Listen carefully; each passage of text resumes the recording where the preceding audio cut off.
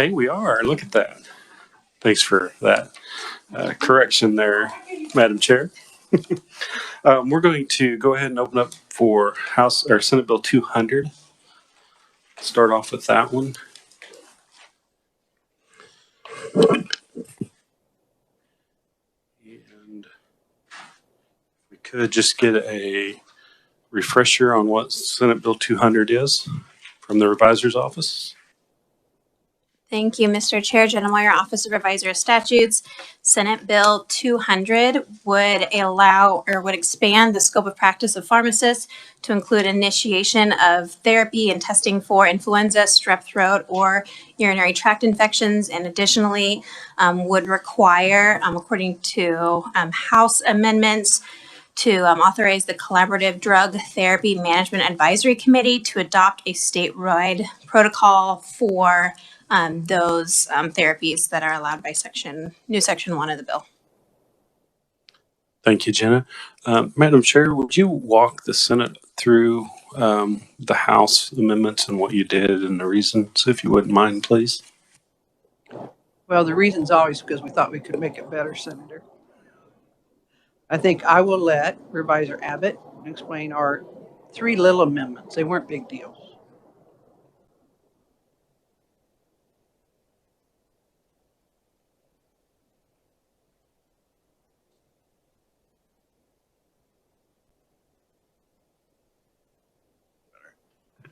Thank you, Madam Chair, members of the conference committee.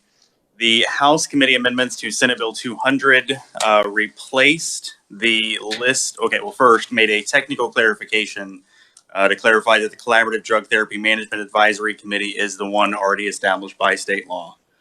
The second part of the House committee amendment was to the list of factors or considerations that the committee would undertake in developing the statewide protocol for each condition.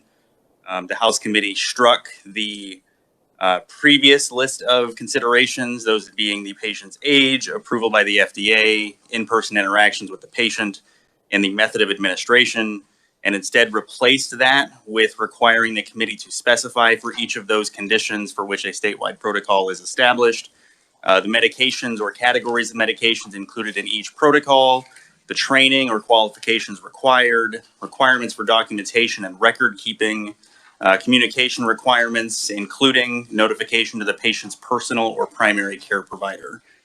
The third part of the amendment by House committee was an enforcement mechanism of sorts, allowing the Board of Pharmacy to deny an application or renewal or revoke or suspend a license of a pharmacist upon finding that they had violated the provisions of the section or had failed to operate within the provisions of the statewide protocol established by the Collaborative Drug Therapy Management Advisory Committee.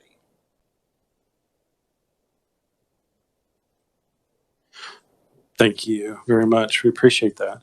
I don't know that we, at our first glance, that we actually thought that you guys were improving our Senate bill, but we didn't think you were harming it either. So I don't think that we had any issues there. So I think, Senator, what we actually had is I think that we got some further information after you had already addressed the bills. Which looks okay to us. I know there was a K-Trax bill that we worked in the Senate. Thought I had that written down.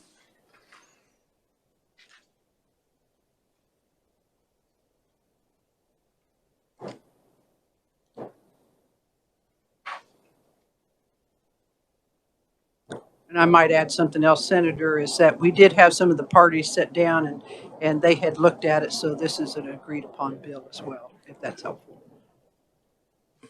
That is helpful. It's always nice when they agree. I apologize. I thought I had written down the Senate version of, I think you guys worked one as well, House Bill 2253. Yes, sir.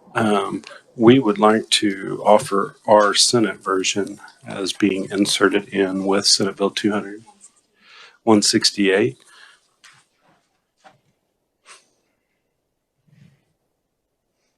And I think our versions are just a little bit different.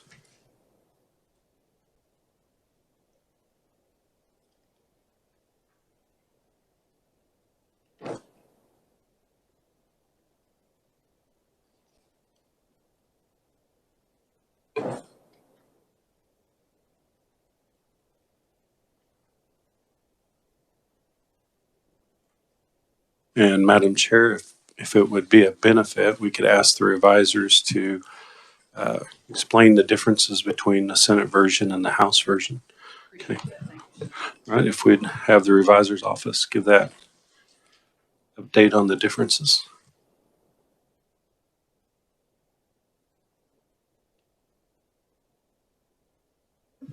Thank you, Mr. Chair. Senate Bill 168 makes the same substantive changes to the K-Trex program. The only difference would be, and I'm waiting for the LI to load, but it's in the second page. There's a fee in the Senate version related to pulling out that information to be used by electronic data records, and the Senate version would only allow that fee to be assessed if essentially if the federal grant ran out, and the House version just struck allowing that fee basically under any circumstances.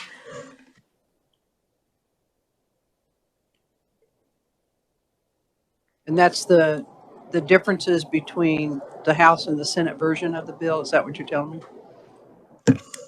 Yes, Madam Chair, that's the difference.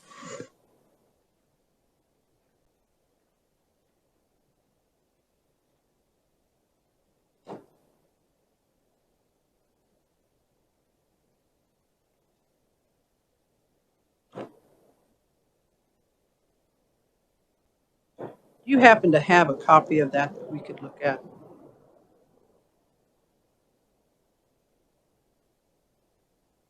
I thought I brought that down, but apparently I did not.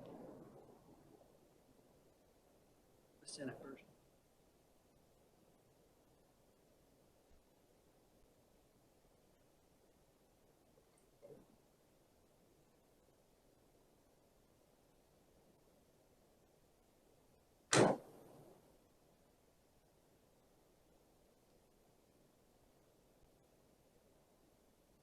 Madam Chair, Yes, we'll get some of those printed off and brought to the committee. thank you.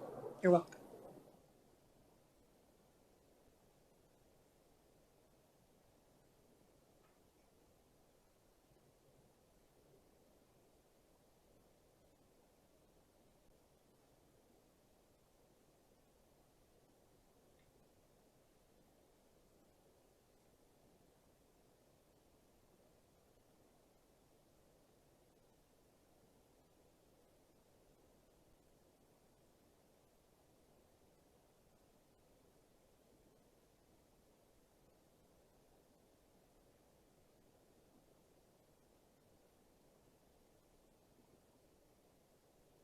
We can continue to discuss if you're all right with that, Senator. Okay, I believe that your version may have had fees in there. Is that correct? Madam Chair, it does if all grants have been exhausted. That is correct.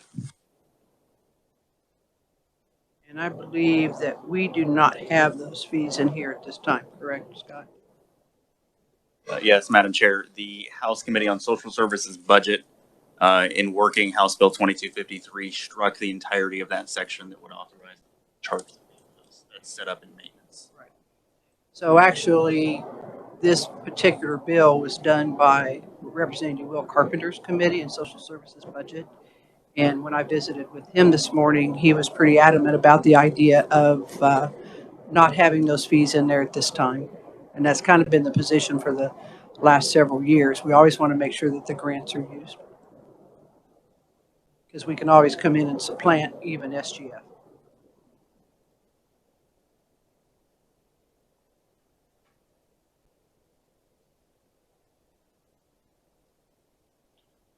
So you're a little uncomfortable with the Senate version?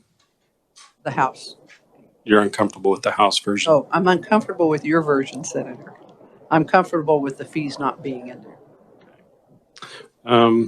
give us a second. Let us talk about that for just a Yeah, quick and second. I wish that, I could go back and remember when we originally set up K-Trax, there was a lot of discussion about, charging fees, who would pay those fees. And I know that there was a lot of angst shared at the time about the individuals involved with reporting, et cetera, maybe paying fees. So that's kind of some of the reasons we've stayed the way that we have. So thank you. Yeah, give us a couple seconds. Let us convene, and we'll come right back to you.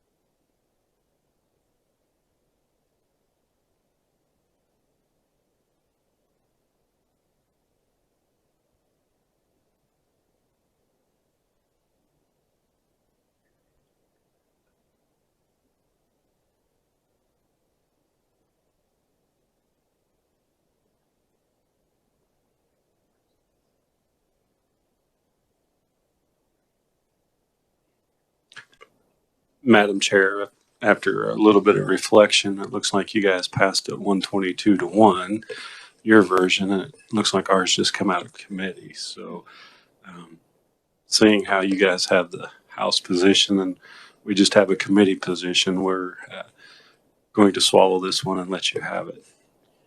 Well, I appreciate you being so kind to us, Senator. We like to get our work done efficiently. So, as I know you do as well.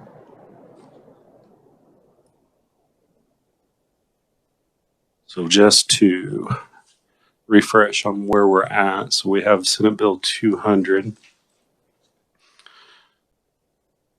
as it passed the House, with the contents of House Bill 2253 inserted As it passed. as it passed the House. Yes, sir. And I don't think we have any other changes or anything we would like to see in Senate Bill 200. I know we do have House Bill 2262 sitting out there, but it's in conference on your side. We would like to see that one get some movement, but I also understand it doesn't quite fit into, I've had the reviser look at that, and it doesn't quite fit into this pharmacy bill. So we'll wait on the conference committee on that one. All right. So if we're all in agreement, then we'll get the conference committee report drafted and get this one moved on. At this time, then, I would like to turn our attention to Senate Bill 453. Is that correct? Well, I only had us down for this bill. Okay.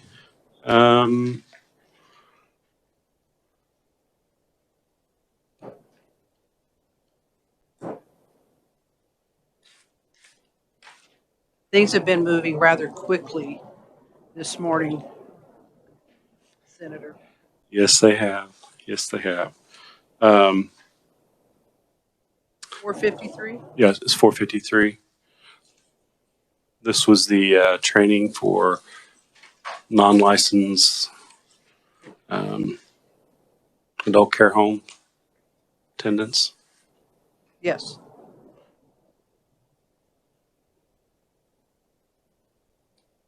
Are you comfortable if we proceed, or? No, that's fine. I'm good. Okay.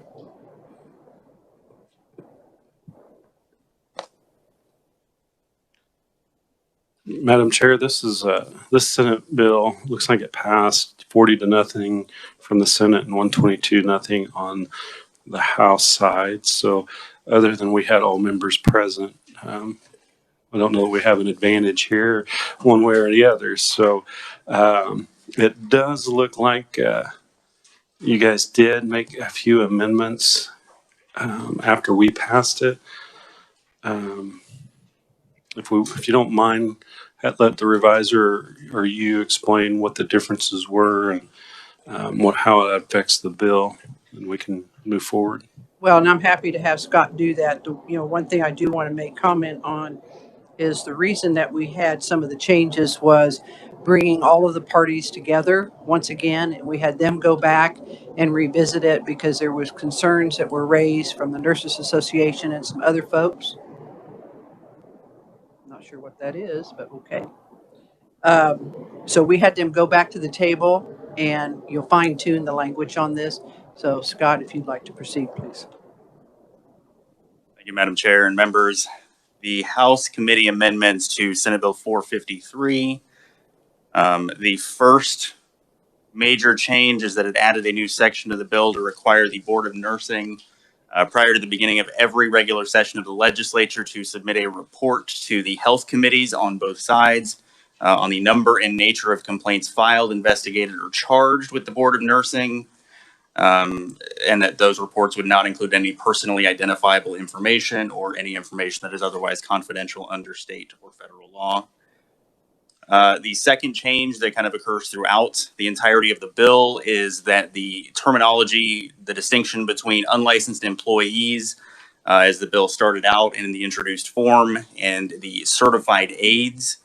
The language throughout the bill that surrounded those terms was kind of clarified to create a distinction between those who have not undertaken CNA training would still be referred to as unlicensed employees in the bill, and those who have undertaken the CNA training would then be referred to as certified aides, I believe, as was the position in the Senate committee.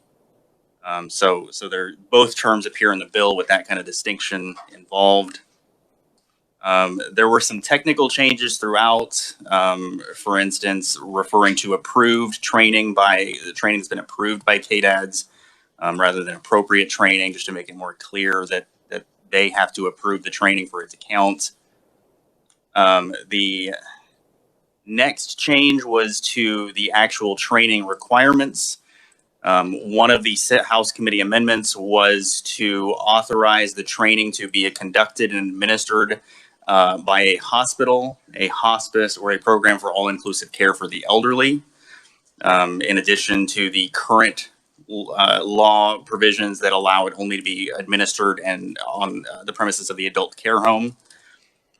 The House Committee amendment also amended to require that a person who is working in an adult care home in this capacity must be making progress beyond their 40 hours initial trainee hours towards completion of the full CNA training requirement in order to qualify to work in this capacity.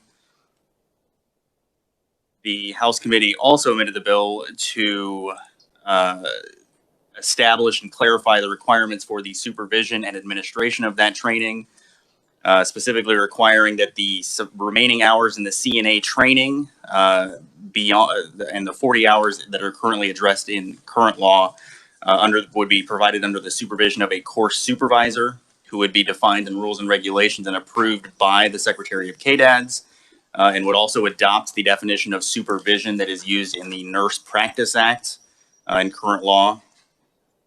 The bill would also impose requirements for instructors under the supervision of course supervisors for the CNA course to be licensed and in good standing in the state of Kansas. It would adopt the definition of in good standing from the, forget the bill number. The bill that previously authorized CNAs to practice in an expanded capacity was related to one of the executive orders. I'm sorry, maybe Jenna can find the bill number. But uses that same definition that has already passed the legislature and been enacted into law to be a person who is in good standing with no disciplinary related complaints or actions against their license.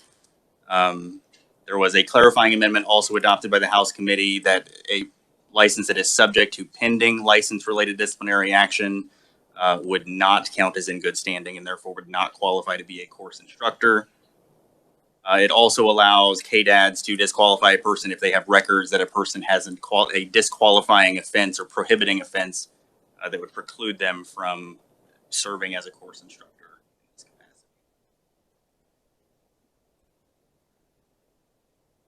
Madam Chair, I believe that is the substance of the amendments adopted by the House Committee. Madam Chair, one of the questions that we have is on new section 1. That's an entirely new section. It looks like we're going to require the Board of Nursing now to report to the House and Senate versions of Public Health and Welfare. Can you give us a little bit of background or walk us through that amendment on what what we hope to get out of that new section 1? I think part of it had to do with some of the discussions that we're having with different expansions, like we've got the APRN bill from your side. Next year, we have the PAs looking at this. We have AA, CRNA issues. And so it was felt by some individuals that it might be good for us to start looking at, what's the number of complaints that we're seeing within our healthcare industry, and not to identify who individuals are. That's not what we're looking for, but just so it's something that we monitor as health committees, Mr. Chair. Thank you for that. And I believe my Vice Chair, Senator Gossage, has a question. Thank you, Madam Chair. When you mentioned that you brought parties together, which is great, did you include any of the people who own these nursing home facilities, et cetera, that were concerned?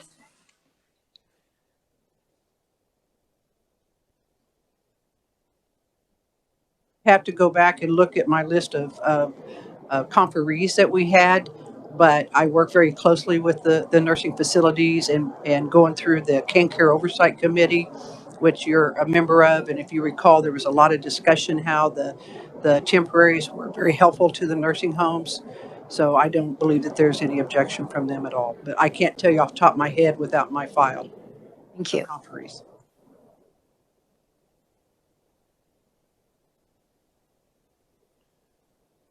Madam Chair, let us discuss the House version real quick on those amendments, if you don't mind. Give us and we'll actually step out this time because I think this one will take just a little bit longer. So give us a minute and we'll be right back.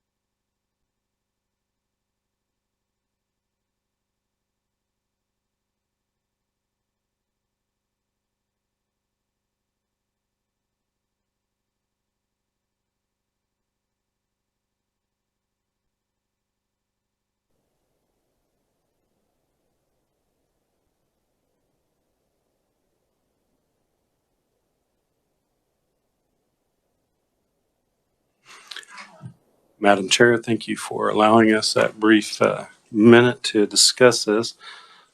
We would like to make a little bit of a counter proposal.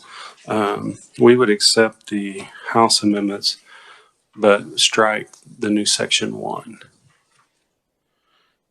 We just believe that's adding to what that scope of that actual bill does. New section 1 is the reporting of the Board of Nursing.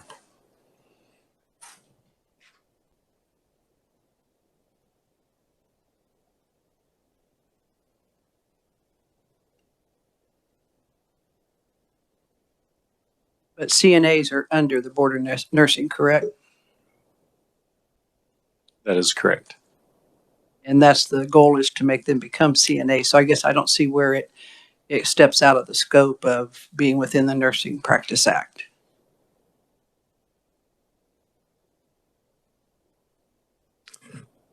Well, we just believe that the underlying bill lays more with the training process, not the actual reporting process of what a nurse actually does.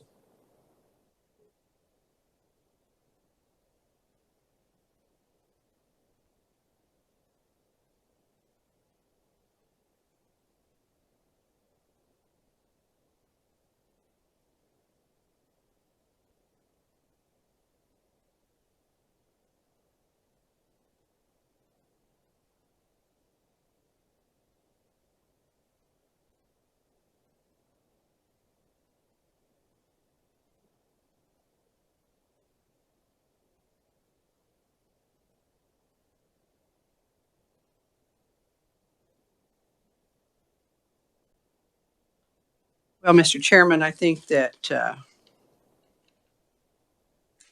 you've made somewhat of a compelling argument with it, so we would be happy to do that at this time. Thank you, Madam Chair. So just to refresh ourselves, Senate Bill 453 will adopt the House version minus the new Section 1.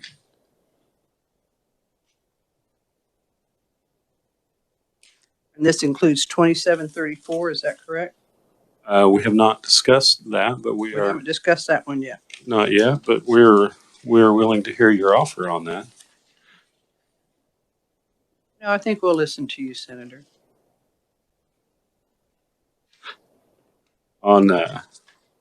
We would like to add the contents.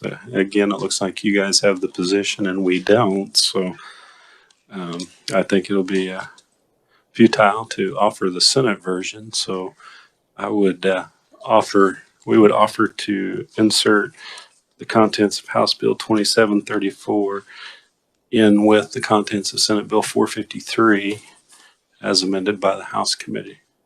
Well, and I think that there's some people that would be very appreciative of that, because I think you just kind of ran out of some time to perhaps get to this bill. So it was a bill that mirrored that was in the Senate to be heard, and it came to us from the BSRB. So it's not something that, was drafted through an individual or whatever. So we would appreciate having that in there. So I think that is the only other thing that I saw. Was there anything that you guys, any other changes or additions?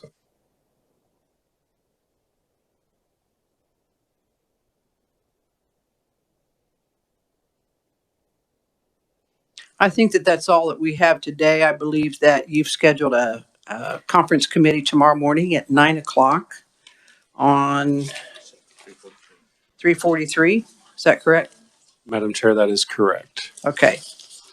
And then we'll visit sometime between now and then and see if we can't get some of these other bills set up for a conference hearing, if that's all right. That sounds great to us. And so just to recap everything on Senate Bill 453, we're accepting Senate Bill 453 as amended by the House minus new Section 1 and inserting the contents of House Bill 2734 as it passed the House. Mhm. That's it.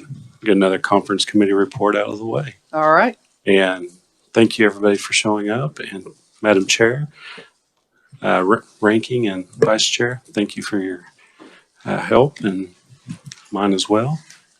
We'll call this an adjournment. I think together we do some good work. Thank you, Senator.